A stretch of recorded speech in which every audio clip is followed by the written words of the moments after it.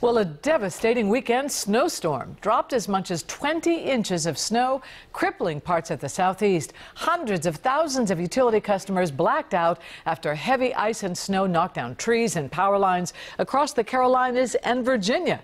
Meg Oliver reports for WJZ from Fletcher, North Carolina, where the cleanup is underway. Highway and utility workers are scrambling to get roads and power lines up and running this morning after an early season snowstorm pounded the southeast.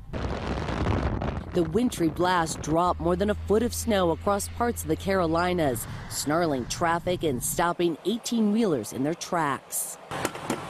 Mike Ritchie spent the night in his truck after getting stranded on the side of the road. What were the driving conditions like last night? Terrible, terrible. That's why we had to pull over. I just called my work and told him, and he's like, well, you guys got to keep moving when it's snowing. I'm like, we couldn't. There's no way. The weather turned deadly Sunday afternoon when police say a tree fell on a car in a Charlotte suburb, killing the driver. 100 miles away near Raleigh, a tree crashed onto an apartment building, sending 3 people to the hospital. Airports from Georgia to Virginia raced to keep taxiways clear and planes de-iced, while passengers inside the terminals face more than 1,800 cancellations. Hundreds more are expected today. We stopped to get gas and we got back on the interstate, and as we got back on the interstate, the bus started to malfunction. Lynn Clark was traveling with more than a dozen members of a missionary group when their bus broke down near Asheville.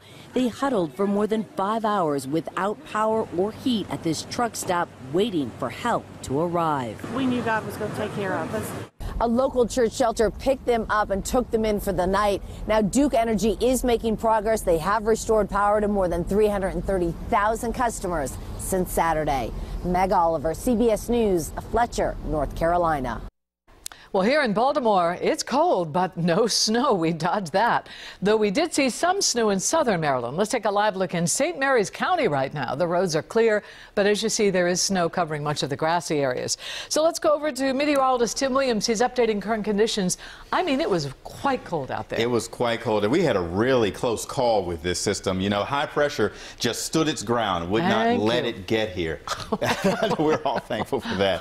You know, but right there at the edge of it, closest to the leading edge of that system, of course, southern Maryland, the lower eastern shore, did see some light snow showers. But the high pressure for us meant drier conditions and colder air moving in around that high. So even the portion of this storm that's still hanging around, the northern portion is still filtering in, still some snow, say from Richmond on over toward Greensboro. And then as it starts to make the transition into the milder air, there is a line of a bit of a wintry mix down through Raleigh and the rain down from Virginia Beach into Greenville. So the temperatures are still on the cold side here. That colder air still in place, but dry conditions. 36 degrees currently at BWI Marshall, 29 in Cumberland, 38 in Ocean City. So we are left with that cold air. It's going to be a chilly week ahead, really. Below normal temperatures across the mid-Atlantic. Temperatures will stay in the low 40s. Our normal high now is just around 47 degrees.